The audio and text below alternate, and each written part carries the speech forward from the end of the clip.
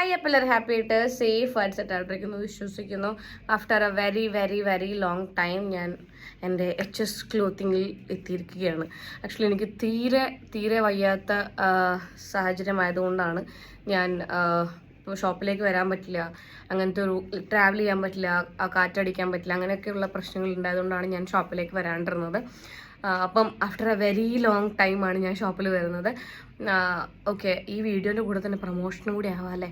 അപ്പോൾ ഷോപ്പിൽ ഓഫേഴ്സും കാര്യങ്ങളൊക്കെ വരുന്നുണ്ട്. ഞാൻ എന്തായാലും അതിൻ്റെ വീഡിയോ ഇൻസ്റ്റാഗ്രാമിൽ പോസ്റ്റ് ചെയ്യുന്നതായിരിക്കും, യൂട്യൂബിലും പോസ്റ്റ് ചെയ്യാം. Not a big deal.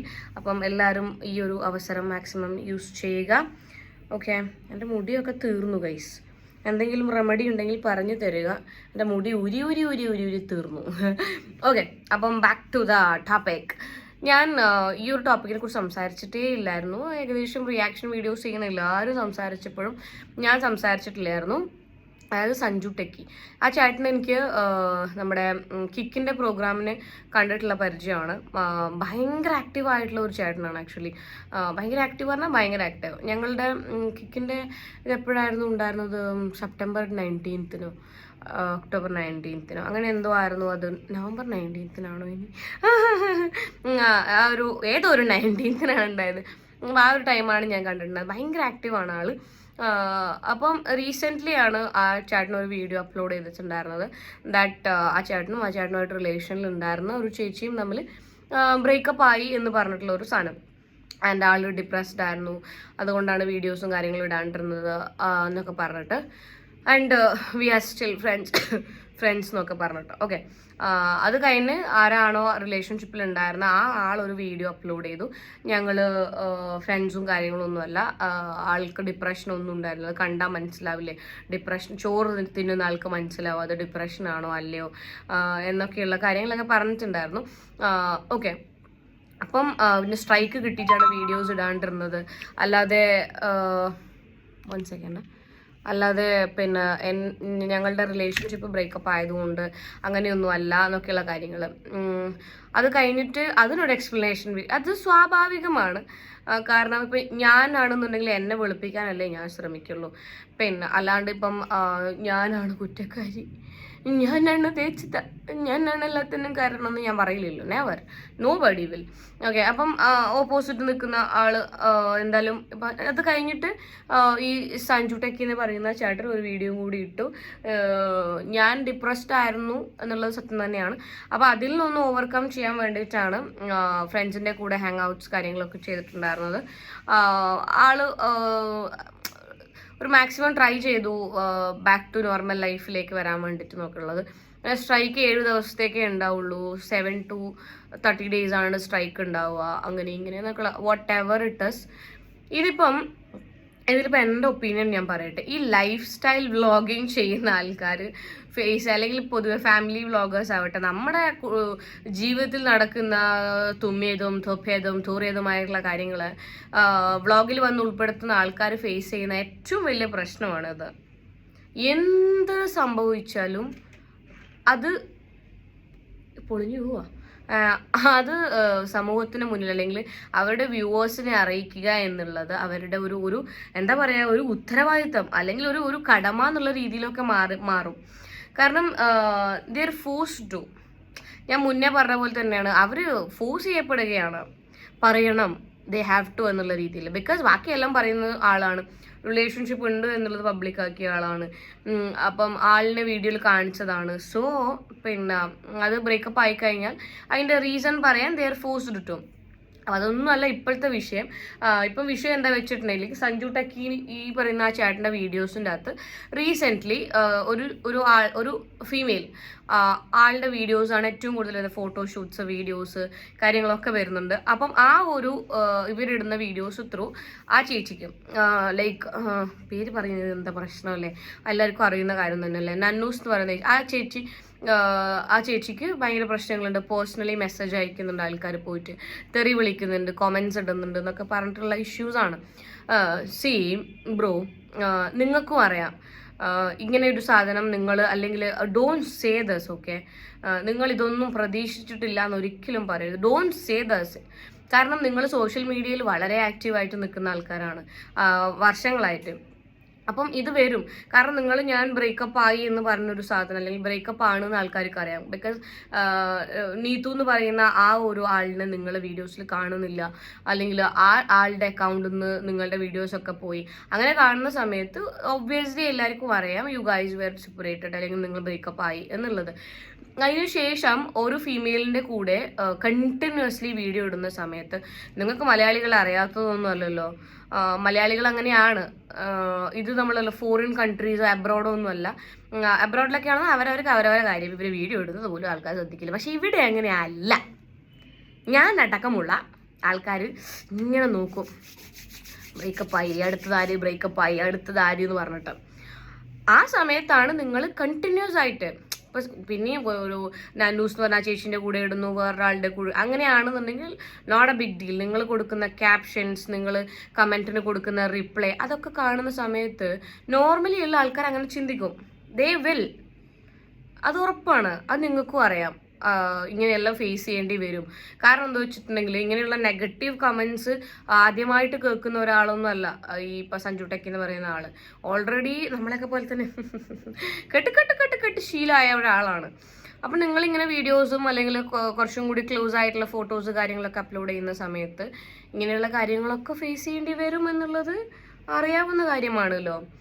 So അത് ഇത്രയും വലിയ മാറ്റർ ആക്കേണ്ട കാര്യമൊന്നുമില്ല. ആൻഡ് നന്നൂസ് എന്ന് പറഞ്ഞ ആ ചേച്ചിനെ അറിയാം, ഷീസ് എൻ ആർട്ടിസ്റ്റ്. ഓക്കെ, ആളൊരു ആർട്ടിസ്റ്റാണ്. അപ്പോൾ പിന്നെ നിങ്ങൾ എന്തിനാണ് അനാവശ്യമായിട്ട് ആ ചേച്ചിനോട് പോയിട്ട് ചീത്ത വിളിക്കേണ്ട ആവശ്യം?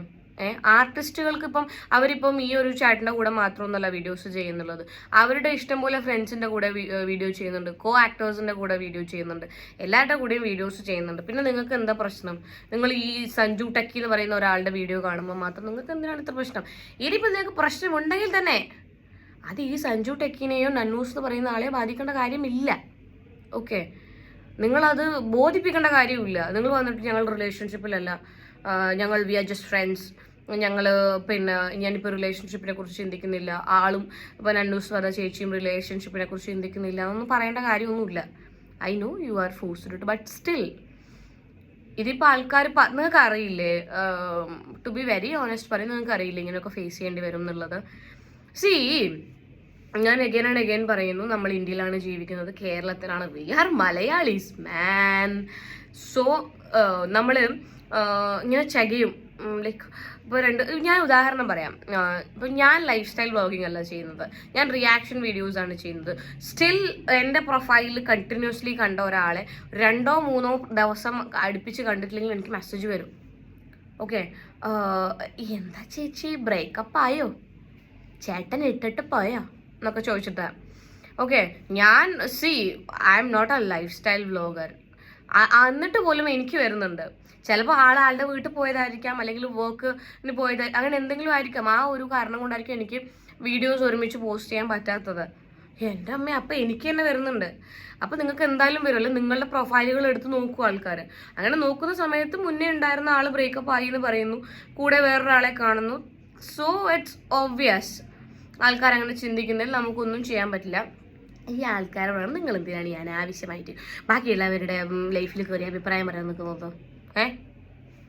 അല്ല പിന്നെ അവരെന്തെങ്കിലും ചെയ്യട്ടെ എന്ന് നിങ്ങൾക്ക് എന്താ? അവർ വീഡിയോസ് ഇടുമോ, ഫോട്ടോഷൂട്ട് ചെയ്യുമോ, എന്ത് വെച്ചാൽ ചെയ്യട്ടെ. Let them be happy. Okay, പിന്നെ ഡിപ്രഷനിലേക്ക് വരുന്ന സമയത്ത് കുറേ പേരുടെ ധാരണയാണ് ഈ ഡിപ്രഷൻ എന്ന് പറഞ്ഞു കഴിഞ്ഞാൽ ഒരു റൂമിൽ ഒറ്റയ്ക്ക് ഇരുന്ന് ആരും പുറം ലോകമായിട്ട് യാതൊരു ബന്ധവും ഇല്ലാതെ ഒറ്റയ്ക്ക് ഇരിക്കുന്നതാണ് ഡിപ്രഷൻ. അത് മാത്രമാണ് ഡിപ്രഷൻ. നോ, ഡിപ്രഷന് പല സ്റ്റേജുകളുണ്ട്. അതൊരു രോഗാവസ്ഥയാണെന്ന് എല്ലാവർക്കും അറിയാം. ഓക്കെ, അത് നമ്മൾ ഡിപ്രഷൻ ഇംഗ്ലീഷിൽ പറയുന്ന സമയത്ത് അത് ഭയങ്കര cool depression, I am depressed അങ്ങനെയാണ്. അത് മലയാളത്തിലേക്ക് വരുന്ന സമയത്ത് കുറച്ചും കൂടി നമുക്ക് വിഷാദ രോഗം. ഓക്കെ, വിഷാദ രോഗം എന്ന് പറയുമ്പോൾ അയ്യോ കാര്യമായ എന്തോ രോഗമാണല്ലോ, നമ്മൾ അങ്ങനെ ചിന്തിക്കും. കാര്യമായ രോഗം തന്നെയാണ് വിഷാദം എന്ന് പറയുന്നത്. അത് ചിലപ്പം നമ്മളെ ഫാമിലിയിൽ ആർക്കെങ്കിലും ഉണ്ടെങ്കിൽ ജനറ്റിക്കലി വരാനുള്ള സാധ്യതകളും കാര്യങ്ങളൊക്കെ ഉണ്ട്. അല്ലാണ്ട് നമ്മുടെ ലൈഫിൽ നടക്കുന്ന ഇൻസിഡൻസ് മൂലം ഡിപ്രസ്ഡ് ആയി പോകുന്ന ആൾക്കാരുണ്ട്. ഡിപ്രഷൻ ഫേസ് ചെയ്യുന്ന ആളുകളൊക്കെ പിന്നെ ഒരു മുറിയിൽ അടച്ചിരുന്ന് ഭക്ഷണം കഴിക്കാതെ അങ്ങനെയൊന്നും ഇല്ല കേട്ടോ. അങ്ങനെ മാത്രമൊന്നുമല്ല. ഭയങ്കര ആക്റ്റീവായിട്ടുള്ള ആൾക്കാരും ഡിപ്രസ്ഡ് ആയിരിക്കും. അവർ മാക്സിമം ശ്രമിക്കും അതിൽ നിന്നൊന്ന് ഓവർകം ചെയ്യാൻ വേണ്ടിയിട്ട്.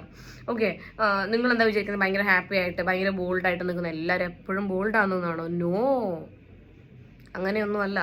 നമ്മൾ മാക്സിമം ട്രൈ ചെയ്യും.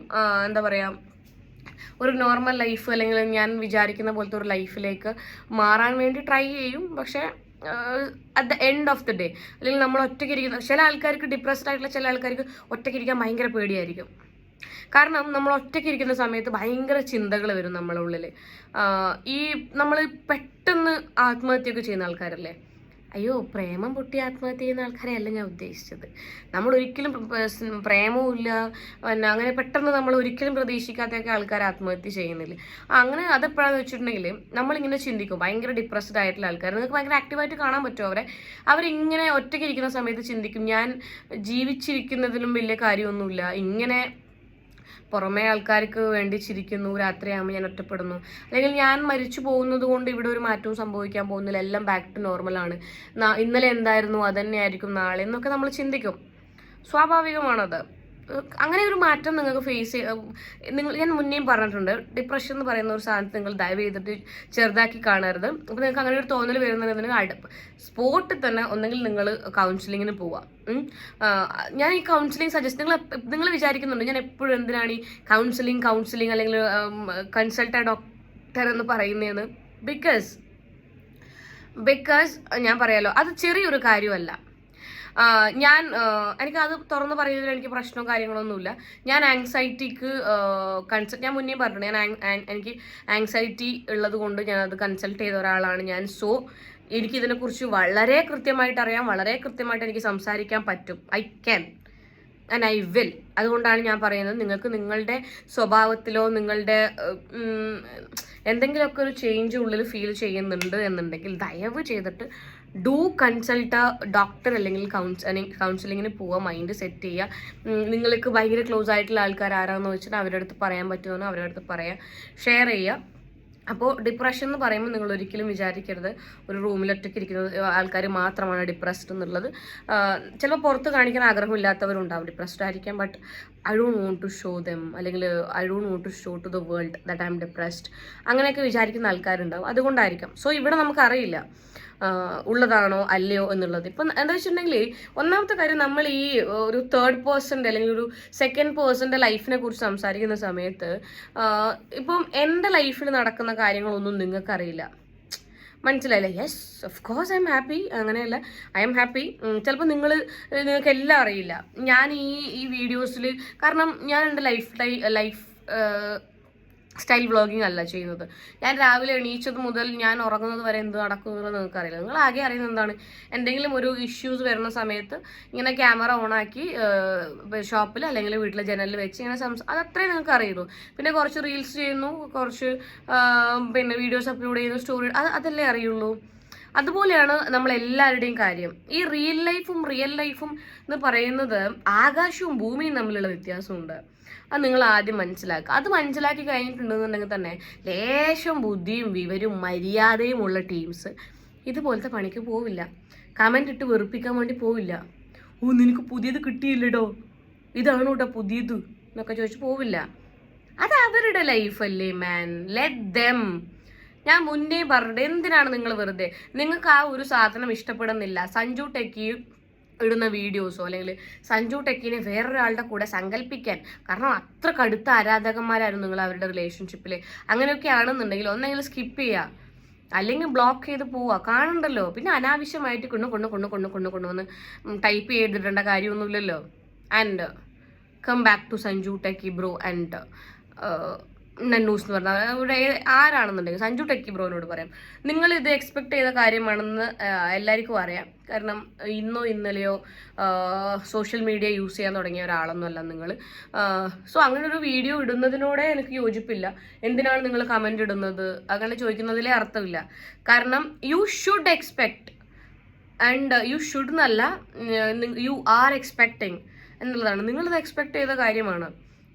സോ നിങ്ങളിപ്പം ആ ഒരു വീഡിയോ ഇടുന്നതിന് മുന്നേ ചിന്തിച്ചിട്ടുണ്ടായിരുന്നുവെങ്കിൽ ഇങ്ങനെയൊന്നും സംഭവിക്കില്ലായിരുന്നു. നിങ്ങൾക്ക് വീഡിയോസുമായിട്ട് മുന്നോട്ട് പോകണമെന്നുണ്ടെങ്കിൽ നെവർ മൈൻഡ്. കമൻറ്റ് ചെയ്യുന്ന ആൾക്കാരെ മൈൻഡ് ചെയ്യണ്ട. എന്തിനാണ് മൈൻഡ് ചെയ്യുന്നത്? Let them. എത്ര കമൻറ്റ് ചെയ്യും? കമൻറ്റ് വായിക്കാണ്ടിരുന്നത് ഉറക്കം വരില്ലേ? കമൻറ്റ് വായിക്കണ്ട, മെസ്സേജ് റിക്വസ്റ്റ് നോക്കണ്ട, ഒന്നും നോക്കണ്ട. പ്രൊമോഷനുള്ള മെസ്സേജസ് വരുമ്പോൾ മാത്രം നോക്കുക. ഓക്കെ, അപ്പോൾ എല്ലാവരുടെ ലൈഫും ഹാപ്പി ആയിട്ട് സെറ്റായിട്ട് ഇരിക്കട്ടെ എന്ന് ഞാൻ ആത്മാർത്ഥമായി ആഗ്രഹിക്കുന്നു. ഓ വാവ് ചിന്നു, യു ഗ്രേറ്റ്.